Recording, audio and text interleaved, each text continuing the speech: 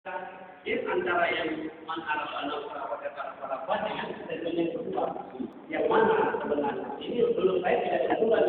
Enggak tidak benar. Menurut antum gimana? Kan itu kan kalimat itu kan. Man arafa nafsahu faqad arafa rabbahu. Kalau tadi kita sudah berbicara hadratil rububiyah, Rabb itu kan bukan kita berbicara tentang hadratil ahadiyah. Pada saat kita berbicara tentang hadratil ahadiyah, kita hanya punya satu informasi, satu ilmu. Bahwa namanya di hadratul ahadiyah, di hadirat ketunggalan, hanya Allah Subhanahu wa taala. Dah, qul huwallahu ahad. Katakan bahwa namanya adalah Allah adalah ahad. Pada saat kita berbicara tentang hadratul ahadiyah, berarti tidak ada kreasi. Hanya ada tunggal satu. Tunggal itu belum bisa dibagi-bagi kan? Lalu kemudian dari hadratul ahadiyah kan turun menjadi Allah Taala menampakkan dirinya menjadi hadratul wahidiyah. Nah, hadratul wahidiyah itu nanti sudah ada asma dan sifat dan lain, terus hadratul rububiyah dan lain-lain. Ini yang bisa dikenal. Gitu. Tapi pada saat kita berbicara dia seperti dirinya sendiri, dia adalah yang paling dohir, yang paling bisa dikenal. Tapi dia adalah yang paling batin, yang tidak bisa dikenal. Jadi selalu ada aspek misterius yang tetap pada akhirnya kita tidak bisa memahami. Itu praktiknya. Jadi kita kembali bahwa man arafa nafsahu faqad arafa rabbahu. Siapa yang mengenal dirinya mengenal Rabb-nya, yang diterjemahkan mengenal Tuhannya. Karena kalau kita mengatakan mengenal Tuhannya, yang mana nih? Hadratul ahadiyah, atau wahidiyah, atau asma dan sifat dan lain-lain. Gitu kan? Jadi itu ininya. Artinya Allah Taala hanya pada saat kita mengenal Allah Taala itu hanya karena Allah Taala menginginkan kita untuk mengenal diri. Ya kan? Kita secara etika, kita secara praktis kita mencoba mengenal Allah Taala.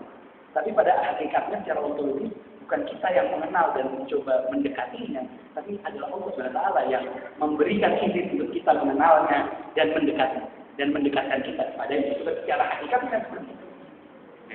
Nah, kembali kepada masalah Imam Ali bin Abi Thalib dan perkataannya bahwa masalah jiwa dan akal. Ya, tetapi yang harus kita pahami adalah pada saat mereka berbicara tentang Imam Ali dan penerusnya, pada saat mereka berbicara tentang akal atau tentang nafsu atau tentang jiwa, mereka tidak berbicara seperti Descartes dan filsuf-filsuf pasca pencerahan memahami akal, nalar dan lain yang bisa. Pada saat mereka berbicara akal, mereka mengetahui bahwa akal itu ada lokusnya. Lokusnya akal itu apa? Kan nggak ada. Wujudnya akal itu kan nggak ada. Makanya di dalam Quran kan tidak ada kata akal. Adanya kan akala yakilu. Ya kan? Akal itu kan kata kerja, bukan kata benda. Karena apa? Karena bagi mereka, jelaskan banyak lebar Imam Ghazali, yang namanya qalb, akal, ruh, dan nafsu ini kan sebenarnya satu. Ini yang disebut sebagai ruh. Kan? Tapi ini adalah masalahnya fungsi. Pada saat dia melakukan, pada saat roh kita itu berpikir, ya, melakukan inteleksi, itu disebut akal. Pada saat dia berfungsi sebagai alat kognitif untuk menerima limpahan-limpahan suci ilahiyah, dia disebut qalb. Pada saat dia mengatur tubuh, dia disebut nafsu. Ya kan? Pada saat dia menghadap kepada alamnya, alam arwah, alam luhur, dia disebut ruh. Maka pada saat kita berbicara tentang akal atau nalar atau apa, ini tidak bisa dibebaskan, tidak bisa dipisahkan dari nafsu. Tidak bisa jika kita berbicara tentang nafsu, maka tidak bisa dipisahkan dari hawa, dari bisikan-bisikan yang akhirnya mampu justru memenjarakan nafsu kita. Tidak bisa dipisahkan justru pemikiran kita. Upaya kita untuk bisa berpikir tenang daripada upaya pendisiplinan tubuh. Jadi buat saya tidak kontradiksi, tapi bahwa itu sudah inherent di dalam. Cuma masalahnya kita memahami itu atau tidak. Mungkin karena kita sudah terbiasa dengan cara-cara pemikiran Kartesian, akhirnya kita menganggap Imam Ali itu seperti mengamini, jadi semuanya rasional. Ya, rasional tetap, tapi artinya kita tidak bisa berpikir rasional secara lurus, secara kokoh, secara kuat, secara tajam. Kecuali memang bagiannya itu sudah salim, ya kan? Kalau bisa dijual sama Singapura dan lain-lain, susah. Pada saat hati kita kaumnya masih ya tekanlah, masih membolak-balik seperti dikatakan di hadis di apa? Seperti di Asabi Ar-Rahman. Bagaimana kita bisa? Jadi ini kan harus distabilkan dulu. Inilah yang disebut kalau sudah stabil ini disebut fuad. Ya kan, makanya di dalam Quran dikatakan maka dzabal fuad ma. Tidak, fuad itu tidak bisa membohongi apa yang dia lihat. Fuad itu tidak berbohong. Apa yang dia lihat adalah yang dia tetap, yang dia saksikan. Tapi kalau terkadang masih bisa menggelincirkan kita. Karena masih bisa masuk di roh, masih bisa justru terlalu didominasi oleh fakultas rohaniah. Yang ini semua berhubungan dengan jasmani. Ini sama sekali menurut saya tidak bisa. Bahwa upaya pendisiplinan itu adalah upaya untuk bernalar. Terjawab itu tadi. Ya, terjawab. Nanti ada lagi.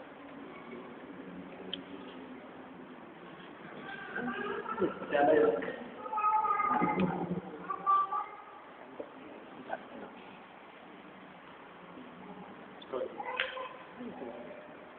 Tanya, tinggal tanya dulu.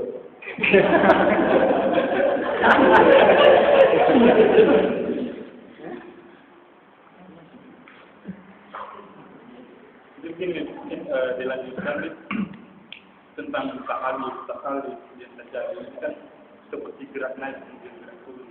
Terjadi ini seperti mimpi manifestasi. Tapi sebelum itu ada penanggalan. Penanggalan ini kalau menurut pemahaman saya penanggalan berarti untuk mencapai yang namanya hakikat. Ini kan ada marifat syariat, tarikat hakikat.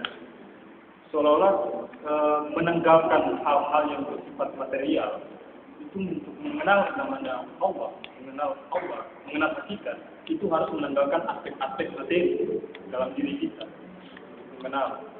Kemudian setelah masuk dalam ranah hakikat, kemudian kita bisa jalan memanifestasikan pengetahuan yang kita peroleh dalam hakikat. Yang belum dipahami itu mengenai penanggalan. Sementara kita harus mendiskusikan itu. Tapi di satu sisi kita harus menanggalkan aspek materi dari diri kita, yaitu untuk mencapai yang namanya hakikat. Kalau para tasawuf seperti Syekh Sidin akan mengatakan bahwa syariat sebenarnya tidak bisa dilakukan ketika kita masih hidup. Sehingga diktumnya itu diktum pada itu seperti mau diktum kablah sama matilah sebelum kamu mati. Jadi itu maksudnya seperti apa?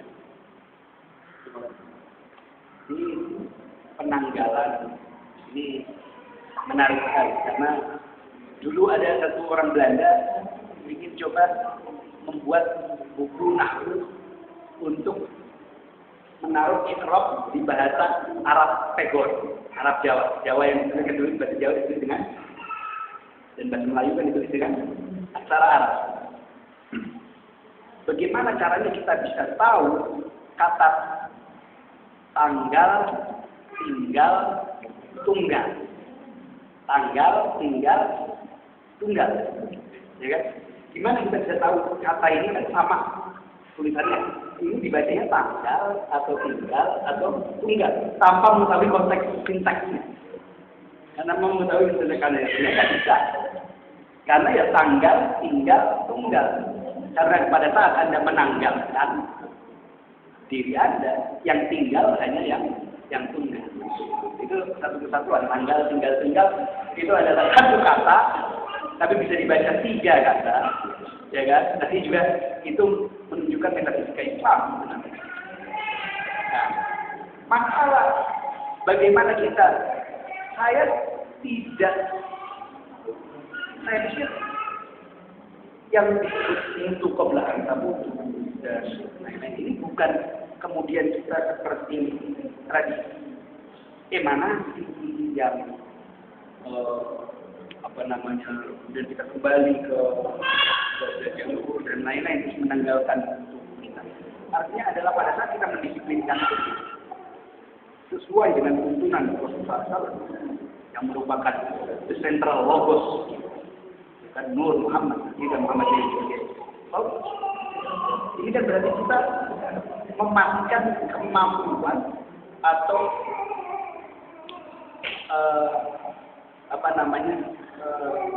kecenderungan tubuh untuk unsur-unsur rohani, unsur-unsur tubuh yang mengontrol seperti nafsul hayawaniyah dan nafsul nafithah, untuk kemudian dia menutupi nafsul hayawaniyah dan nafsul nabatiyah, menutupi nafsul nafithah, kan akal nafsul mutmainnah ini. Nah, sedangkan pada saat dia sudah didisiplin, maka dia ini nurut dengan nafsul nafithah. Jadi tanpa harus menanggalkan materialitas, tanpa harus menanggalkan materialitas, tetap tubuh itu justru tanpa bisa berangkat, tapi dia tubuhnya naik, artinya ruh sebagai yang terhubung dengan tubuh yang naik, karena malah justru tubuh menjadi nurut dan menjadi ikut dengan apa-apa yang dikatakan oleh nafsu. Nah, oleh karena itu, sebenarnya kita harus mengambil pelajaran misalnya dari Islam itu. Kenapa kok? Saya nggak tahu kalau di dalam tradisi Syiah, tapi kalau misalnya di akidahnya Ahlussunnah wal Jamaah itu, pada saat Rasulullah SAW mi'raj itu, beliau mi'raj dengan jasmani dan rohani, bukan hanya rohaniyahnya saja, tapi jasmani dan rohani, dan mencapai tingkat yang demikian tanpa menanggalkan jasmani.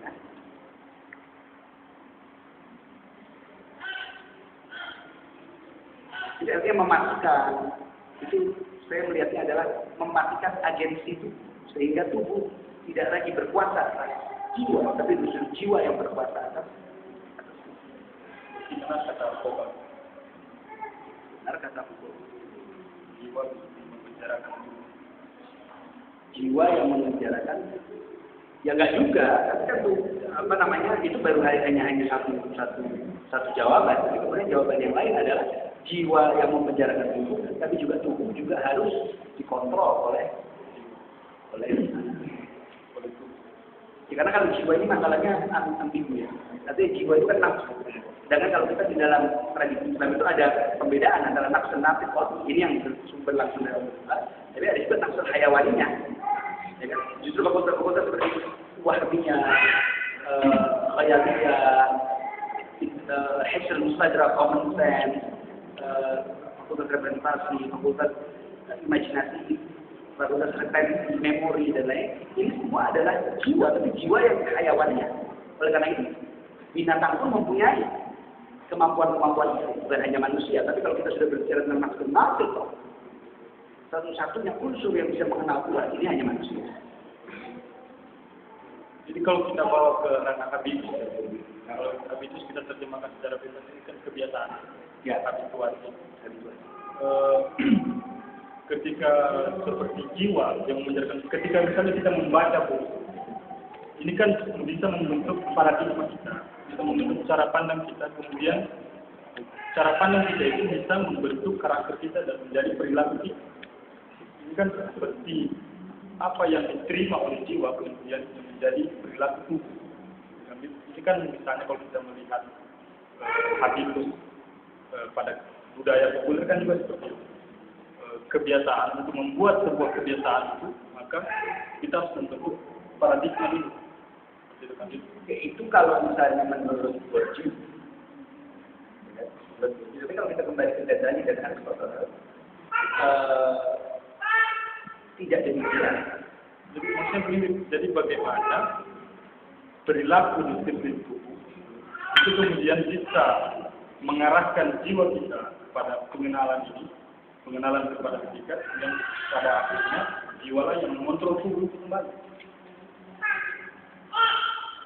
Kemudian kita berawal pada disiplin itu, ya, disiplin kita berpijak pada disiplin tubuh, kemudian untuk membuat sebuah kebiasaan yang pada akhirnya untuk mencapai meta pragmatis, mencapai pengenalan. mencapai pengenalan terhadap hakikat.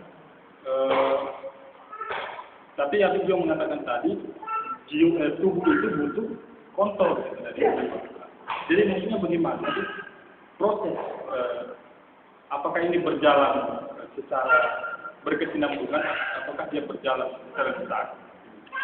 Proses pendisiplinan tubuh, kemudian untuk menghadapkan jiwa kepada hakikat, dan pada akhirnya jiwa yang mengontrol tubuh ikut dalam lautan hakikat. Ya, saya tetap berpendirian bahwa kita tidak dipaksa tanpa disiplin. Kalau datang ada berbicara, kita harus mengetahui paradigmanya dulu, harus memahami buku-bukunya dan mempelajari buku. Pertama saja, pertanyaan saya adalah bagaimana Anda mempunyai kebiasaan membaca? Kalau Anda tidak pernah dibiasakan untuk membaca. Ada cerita yang salah satu profesor di sana itu, dia itu di Amerika, dia itu selalu setiap jam 7 sampai jam 9 malam, dia duduk bersama istrinya, baca buku di ruang keluarga, baca buku, dan anak itu masih kecil-kecil ditaruh aja di situ, jadi terus ditaruh di depan itu. Jadi anak itu kemudian akhirnya melihat orang tuanya membaca, melihat terus dia mulai suka itu. Nanti akhirnya kemauan untuk membaca itu demikian.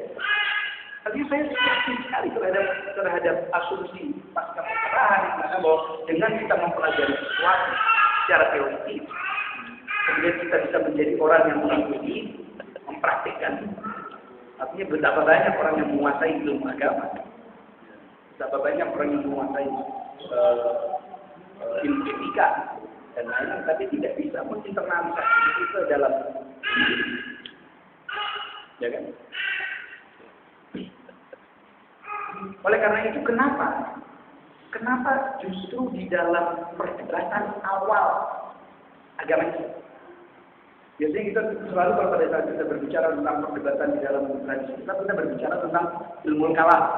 Tapi jauh sebelum ilmu kalam, perdebatannya justru yang awal ini zaman sahabat dan tabi'in adalah justru banyak sekali tentang perdebatan tentang masalah-masalah praktik, masalah wudu, masalah cara naruh jenazah, masalah ini dan lain-lain, malah belum masalah teori.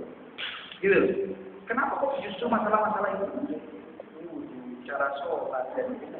Karena pada saat awalnya adalah Rasulullah SAW ada Rasul yang bisa ditanyakan, jadi kemudian tidak ada orang itu, maka ada orang yang saya tinggal di sini, tinggal di mana, ini gimana caranya, mungkin ada kebiasaan lokal, ada proses negosiasi. Justru masalah ortodoksi, belum masalah ortodoksi. Ini menjadi mungkin nyambung dengan yang kemarin ya, karena kemarin saya itu terlambat datang juga waktu di acara diskusi Islamic Channel itu menyangkut dari kota. Menurut saya aktivis Islam di Manado itu mungkin sudah kena sindrom cyberspace. Nah, kenapa saya bilang sindrom cyberspace? Apa dan benar bentuk yang lain? Nah, contoh, terlalu banyak berpusat dengan paradigma, sehingga dia lupa dengan realitas sesungguhnya apa gitu, yang dihadapi. Ini problem yang saya temui di teman-teman aktivis Islam. Karena saya mantan aktivis juga. Sekarang gini, kalau kita lihat, kita bicara tentang disiplin. Sebenarnya, kalau kita bandingkan dengan yang lain, itu disiplinnya kita itu sangat hebat. Tapi kenapa kita, Indonesia, kalah dengan Jepang yang hanya patuh lagi samurai, yang mereka bisa mendisiplinkan model samurai diimplementasikan ke aktivitas mereka sehari-hari. Jangan heran kalau Jepang membantu. Harusnya kita Islam itu harus lebih hebat dari itu. Nah sekarang gini, yang dari fokus galau saya dari kemarin itu sebenarnya membentuk karakter seperti apa? Kita kan udah diajarin, mau kayak Habib bilang tadi bahwa kalau kita mau disiplin harus dipaksa. Itu betul, saya sepakat, harus dipaksa. Kalau nggak dipaksa nggak mungkin bisa jadi. Saya sepakat dengan itu. Nah sekarang gimana kita hanya bersifat di paradigma, sementara kita nggak merasakan untuk disiplin. Saya maaf banyak ya dengan teman-teman aktivis Islam itu banyak yang lupa dengan persoalan disiplin. Yang persoalan disiplin. Iya. Mungkin habis tahu disiplinnya apa, gitu. Dalam Islam apa disiplinnya. Kita nggak berubah ini kan. Itu problem. Sehingga ketika kita memecahkan atau memecahkan sebuah masalah yang terjadi, itu adalah sosial yang terjadi di masyarakat itu, kita gampang, bingung. Berkutat dalam menurut seperti ini, menurut dasar seperti ini. Terus problem solving itu di mana? Ini problem. Nah, jadi saya pikir bahwa yang harus titik fokus kita adalah bagaimana kita membuat individu kita masing-masing bisa disiplin, sehingga terjadi sebuah karakter yang betul-betul seperti panutan kita Rasulullah SAW, sehingga menjadi benar-benar sehari-hari. Itu problem. Saya kemarin sangat antusias, sangat berharap dengan model ESG kemarin. Itu sangat hebat untuk pembentukan karakter. Tapi sayang, problemnya dengan ESG itu sangat eksklusif. Dan itu pun terjadi dengan kelompok tarekat, terjadi dengan kelompok-kelompok sufi dan lain-lain. Ketika mereka berkumpul atau segala macam, munculnya eksklusivitasnya. Itu problem. Gimana kita bisa berbaur? Kita ngomong yang ini tidak ada apa-apa di dalam kelompok kita, kan? Itu problem. Sementara Rasulullah mengajarkan itu seperti itu. Nah, ini yang jadi titik fokus saya itu. Kita harus mulai dari mana? Tapi menurut saya adalah mulai disiplin diri sendiri dulu. Jangan dulu rubah orang deh, rubah diri sendiri dulu deh. Menurut saya begitu. Terima kasih. Jadi menyambung ya, dari kantor. Jadi saya justru menilai bahwa akhirnya wisata ini fenomena apa sebenarnya? Saya justru menilai teori dalam skop yang lebih besar mungkin ilmu justru akhirnya mengalienasi seorang. Justru dengan berbagai macam masuknya informasi, kajian dan lain-lain. Dalam kasus saya justru mengalienasi terakhir.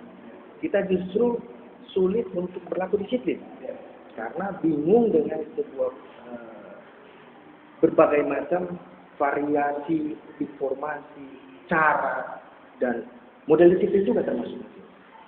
Nah, ini yang saya menjadi juga terkadang ketika banyak mendapatkan berbagai macam proses informasi termasuk juga membaca, itu akhirnya juga pada titik tertentu menganalisis saya secara pribadi. Dan ini tidak hanya mungkin juga itu menjadi fenomena umum, apalagi kita di Kota Manado. Salah satu contoh misalnya kita senang untuk mendapatkan berbagai macam materi dalam artian ilmu, tapi pada sisi yang lain juga kita sulit menjalankan adab dalam kita menerima sebuah materi. Misalnya dari proses waktu, ini sebuah hal yang paling sederhana. Dan ini juga bagian dari kritik saya juga terhadap institusi kita juga, Elmos misalnya. Itu problem. Dan seakan-akan yang ingin saya katakan bahwa harusnya kita berhenti mengkaji sesuatu dan mari kita mendisiplinkan dulu itu. Ini problem yang sangat ini dan ini fenomena yang sering terjadi di internal kita. Bahkan kalau tadi kita dalam secara khusus misalnya aktivitas muslim ya, Mungkin ada praktek lain yang di Kota Manado. Salah satu juga misalnya sebagai penanda kita ya. Makanya saya lebih senang kita bikin kemarin di Islamic Center. Itu juga sebagai penanda. Problem yang sangat luar biasa. Islamic Center belum gedungnya tidak sesuai, sudah ada bangunan baru di belakang masjid Ahmad Yani yang juga hanya mengeluarkan anggaran sebenarnya yang mubazir misalnya. Nah ini problem. Ada apa ini fenomena seperti ini? Itu mungkin dan fenomena ini solusinya mungkin dari tafsir religiusnya kita harus seperti apa? Ya makanya Ini menarik sekali dan saya lihat ada kesalahpahaman di kalangan para sarjana muslim.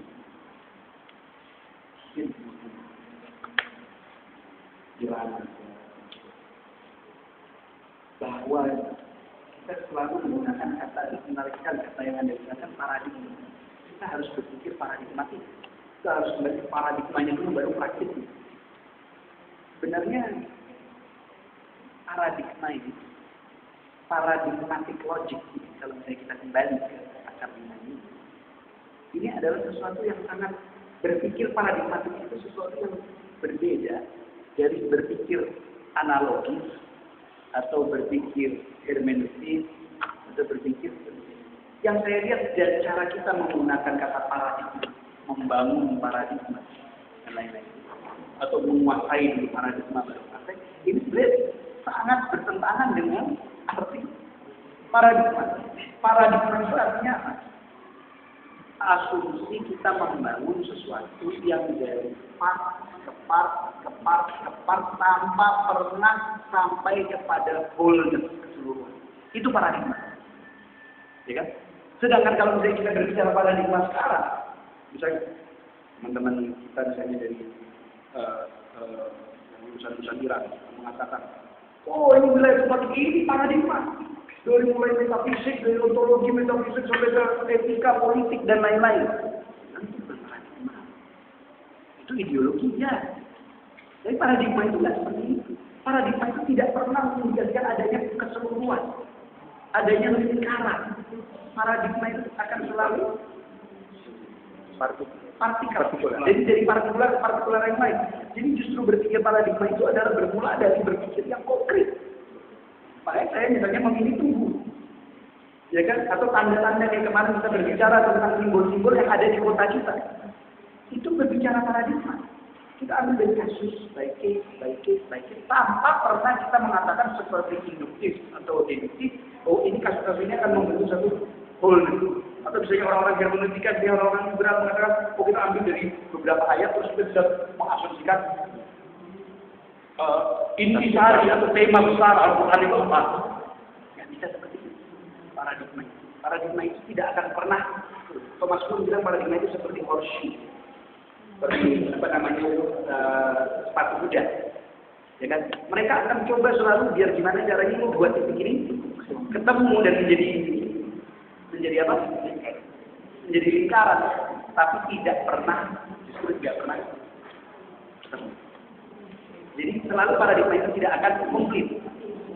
Justru saya mengatakan bahwa tadi penjabaran tadi mengenai sanad ilmiah itu paradigma. Karena kita tidak terus serta-merta mengatakan, oh saya mau ngikutin Rasulullah.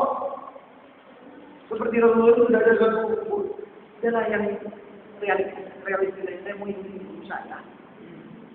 Guru saya yang punya sanad kepada Rasulullah. Saya tahu guru saya itu juga diikuti dari satu kasus, yaitu gurunya ikuti dari satu kasus, gurunya ikuti sampai ke Rasulullah. Nah itu adalah jaringan paradigma dari satu kasus ke kasus lain, ke kasus lain, ke kasus lain, ke kasus lain, hingga sampai ke Nabi. Nah, begitu juga cara kita berpikir. Adalah melihat kasus per kasus tanpa pemikiran bahwa ini adalah semua hanyalah bagian dari satu keseluruhan. Nah itu yang saya rasa kelemahan kita, karena kita ingin cepat-cepat mau bikin suatu yang kalau kita berpikir paradigmatis itu kita tidak mengindahkan, kita justru berpatokan pada yang konkret, yang realistis, yang ada di depan mata kita, dan termasuk tubuh kita sendiri, dan kita membangun jalinan dengan kasus lain, instansi lain. Lalu misalnya seperti pandangan para strukturalis dan poststruktuраlis yang ibaratkan bahwa kehidupan ini ibarat teks, sebuah teks. Dalam sebuah teks itu kan ada yang namanya sintaks, kemudian yang merupakan sintaksis, susunan yang membentuk estetika. Tapi kemudian di balik sintaksnya itu ada yang disebut paradigma. Ini paradigma struktural. Bahwasanya paradigma lah yang menjadi bawah sadar, menjadi alam bawah sadar dari sintakma yang tampil secara teks. Ini kan ketika kita hendak menulis, ini kan kita membutuhkan sebuah paradigma untuk menyusun teks-teks kita sampai dia etis, terlihat etis. Nah, ini kan dia terbalik lagi. Kemudian tentang sejarah tentang institusi paradigma kita yang tunggal sebenarnya. Ini mendiskusikan seperti dialektika Hegelian, ada ide absolut, kemudian ada tesis antitesis, sintesis, seperti alur sejarah. Tapi fakta bahwasanya sejarah itu berjalan seperti bambu, ada tiaknya. Tentu saja Islam yang satu itu terdiri dari banyak mazhab, itu merupakan bias dari sejarah, bias dari dialektika sejarah. Yang kemudian untuk menegakkan relasi keteladanan kita itu agar sampai kepada Rasulullah, itu prosesnya itu bagaimana? Apakah kita kemudian bertaklid, apakah kita determinis, kemudian ketika kita sudah mendapatkan guru kemudian kita taklid buta seperti itu, ataukah memang itu merupakan sebuah proses pencarian yang bisa saja itu masih relatif. Mengenai masalah paradigma dari teks, ini sekarang tergantung bacanya.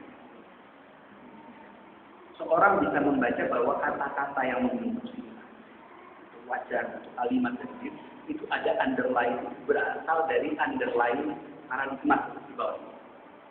Tapi juga bisa juga kita baca seperti itu, misalnya dari strukturalis linguistik, melihat kata-kata ini, melihat paradigma di bawahnya itu apa, epistemenya itu apa, Levi-Strauss, ya kan, dan early. Tapi juga bisa dipahami bahwa mungkin juga paradigma itu tidak ada. Tapi justru paradigma itu kita sendiri yang membuat pada saat kita membaca dan memaknai ini. Mungkin ini adalah satu hal-hal yang berbeda. Saya sudah baca, berbeda ini. Oh, ada hubungan. Saya mau tanya, Levi-Strauss berbicara tentang logika kultur sebuah suku, ya, atau sebuah agama dari sintaks ini, itu kan bermulanya dari sintaks, membaca sintaks ini. Tapi siapa yang bisa menjamin bahwa paradigma yang dibaca bahwa sintaks itu memang muncul dari paradigma yang dibawanya? Ya, dari satu logika kultur, saya nggak menggunakan paradigma karena itu bukan paradigma. Logika kultur yang dibawanya ini adalah ekspresi-ekspresinya, atau malah justru logika kultur itu hanya karena kita membacanya dari luar, membacanya dari luar, kita mengkonstruksikan seperti ada boldness di bawahnya ini adalah ekspresi. Maksudnya pengarang sudah mati. Ya pengarang sudah mati, tapi artinya ya tapi kan tidak ada pengarangnya. Masalahnya ini. Artinya pengarangnya banyak macam. Ya kan? Kayak misalnya sekarang kalau misalnya kita berbicara tentang apa tadi?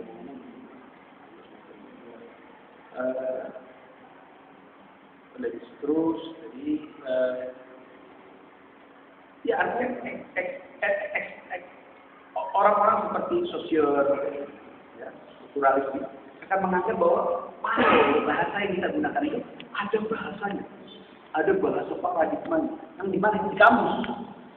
Bukannya kamus itu justru memang ditulis itu karena penggunaan bahasa. Seorang yang menulis kamus itu melihat bagaimana bahasa Indonesia digunakan, terus dia menulis, ya kan? Bukannya coba dulu menulis cara-cara berbicara bahasa Indonesia karena dia lihat dari pengalaman, gitu loh. Jadi inilah yang membedakan antara logika instansiasi dan logika manifestasi. Ingat tadi saya menggunakan kata instansiasi. Apa bedanya instansiasi sama manifestasi? Manifestasi itu seperti kayak Plato, bahwa ada cetakannya di atas sana, itu zebranya, terus yang kita lihat ini zebra yang ada di sini itu adalah manifestasi dari ide zebra, ya kan? Bahwa kita mau melihat ini bahasa ini, sebenarnya ini hanyalah manifestasi dari ide di dalamnya, logika kultur yang di dalam. Tetapi kalau kita merubah pandangan kita menjadi pandangan instansiasi, berarti kita mengatakan bahwa semua ini adalah instansiasi tanpa ada yang benar. Misalnya, ini korek ini warnanya apa? Hitam. Ini kopi ini warnanya hitam. Ini kurma ini warnanya hitam. Ini hitam. Ya, ajwa misalnya hitam. Ini hitam. Ini semua adalah menjadi instansiasi material dari kita. Ya kan? Dari kita. Lah hitamnya sendiri itu mana? Gak ada. Kita tidak bisa mengatakan di Alice in Wonderland itu kelincinya tanya sama Alice. Saya kepingin dong merah. Loh, merah itu apa? Katanya. Merah itu apa? Merah.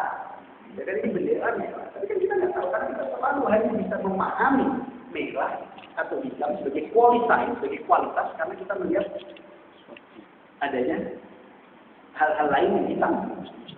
Kenapa ini bisa disebut paradigma? Ini hitam. Berarti dia mempunyai hubungan relasi indeks skala dan polisarin dengan kopi, dengan rumah, dengan tapi juga di saat yang sama setiap benda ini sudah mempunyai banding. Dia bukan cuma hitam, tapi dia punya kualitas apa? Apa? Masa, enteng ya. Berarti entengnya dia ini tidak kemudian mengkoneksikan dia dengan mobil hitam yang berat, tapi entengnya dia ini mengkoneksikan dia dengan asli. Jadi dia membentuk relasi instansiasi. Nah sekarang siapa yang bisa menjamin bahwa maknanya dari ini adalah hitam? Sehingga saya harus koneksikan ini dengan kopi ini, dengan kurma ini, dengan ini. Orang lain juga bisa ngerti, kan? Maknanya dari ini bukan hitam, lain.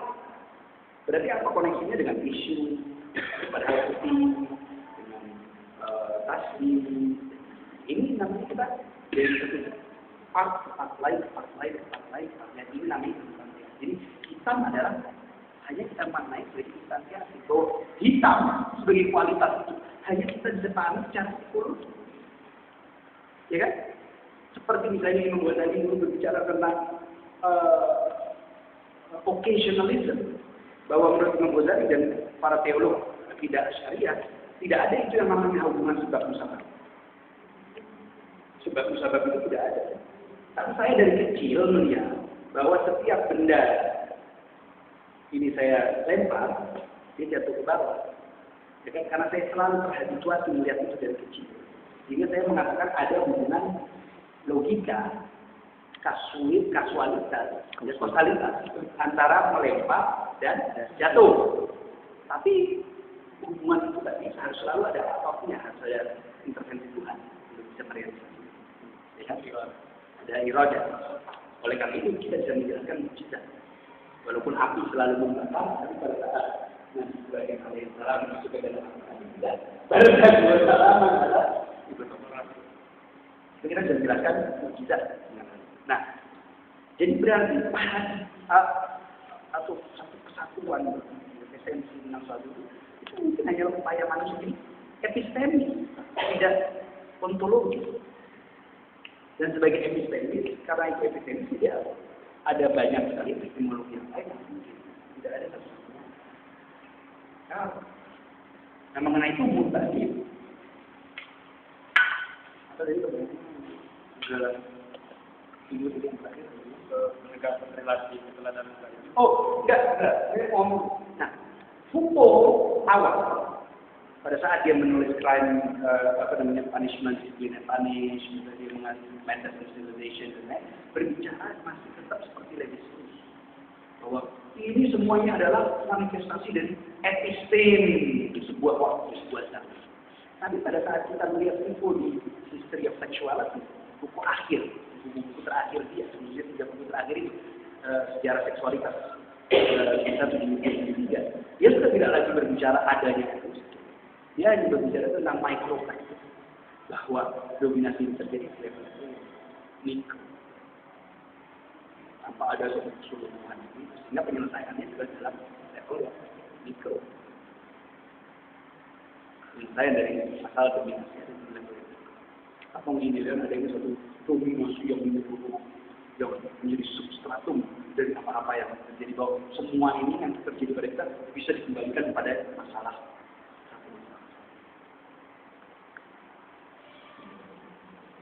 Jadi awal dari pasal itu.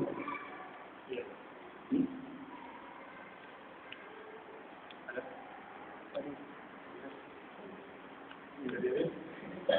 Yang tadi, tadi itu maksudnya tadi untuk meneladani Rasulullah, menegaskan. Karena kita ingin untuk menjadi dalam meneladani Rasul. Rasulullah dan meneladani Rasul itu tidak boleh abstrak. Anda harus kenal siapa dia orang itu. Jangan kita meneladani seorang. Unid nama cipta waktasib mu'ajjabah. Wa anta birruh la bil jismi cipta. Anda harus jadilah seperti orang yang Anda idolakan. Waktasib mu'ajjabah. Mulailah memberikan pendidikan terhadap diri sendiri sejajar atau menuju seiring dengan kepribadian orang yang menjadi idola. Tadi itu ada. Mulai Anda belajar mendidik diri untuk menuju ke arah yang Anda idolakan. Pak Anda diruh lalu karena di komponen diri itu ada ruh yang menjadi sumber penggerak dan setiap hati. Disebut insan. Kalau tidak ada ruhnya bukan insan namanya. Jadi kalau misalnya kita mau menyelamatkan Rasul, pertama membaca riwayatnya, kemudian nyambung dengan Rasulullah dengan cara apapun kita nyambung, mulai cinta kepada beliau. Kalau kecintaan itu sudah mendominasi diri kita, kayaknya kita lebih mudah akan mencapai target seperti orang yang kita idolakan. Maunya gini, Anda mau jadi orang kaya, udah siap jadi orang kaya. Kalau Anda perlu siap jadi orang kaya, Anda tidak akan pernah kaya.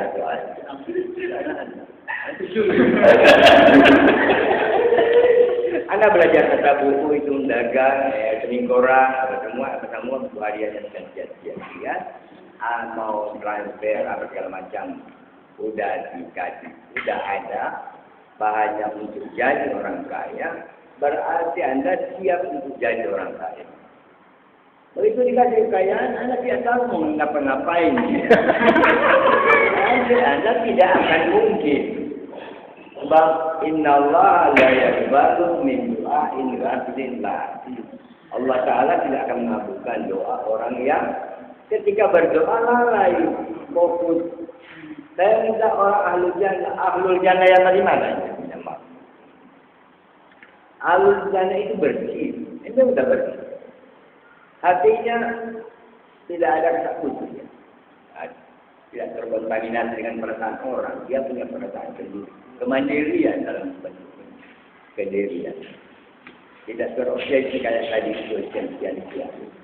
Nah kalau Anda sudah siap seperti itu, insya Allah itu akan terjadi karena Allah tidak akan mengabulkan doa orang yang meminta kaya ngawur.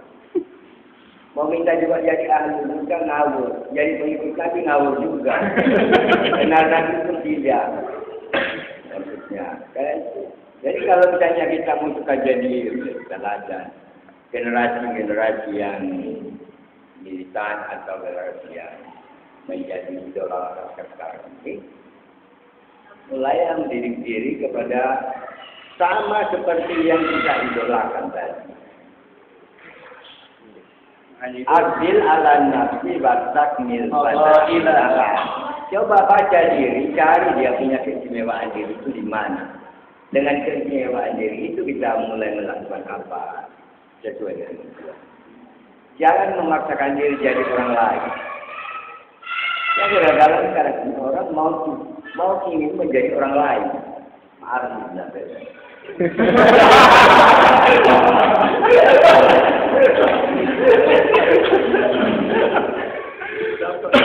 sama beliau ini orang punya cerita ini, dia wajib harus jadi orang lain kalau jadi orang lain.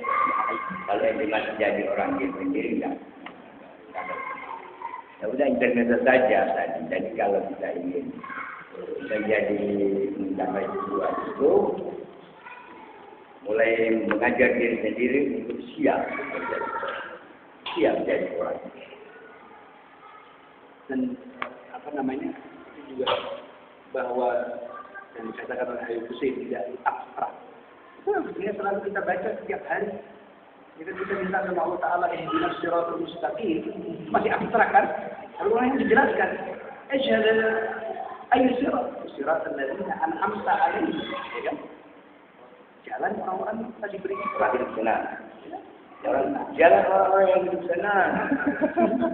Bukan bergerak di jalanan. Dia nyata, material, request. Mungkin aja dalam diskusi sore ini tidak menyampaikan apa-apa, tapi beberapa hal dari yang dibincangkan mungkin sharing soal soal karakter. Tadi awalnya kan kita berbicara dengan hal tersebut ya, dan itu selalu menjadi jika bersama menghadapi keadaan negara yang seperti ini, dan selalu wacananya yang dibicarakan adalah kita membangun karakter, dan kita selalu menanyakan diri harus membangun negara seperti apa gitu. Saya tertarik dengan beberapa pandangan tadi, berangkat dari diri sendiri, tertarik dengan pandangan mendisiplinkan diri, karena sebagai penutup hari ini ya, kalau waktu yang terbatas, saya sangat mempercayai bahwa pembangunan karakter tersebut itu adalah satu sistem pendidikan yang kita bicara terus-menerus oleh tali temali yang meningkatkan kita pada keadaan-keadaan kita berikutnya. Dan di dalamnya itu ada unsur keluarga. Di dalam keluarga ada unsur diri, ada unsur individu.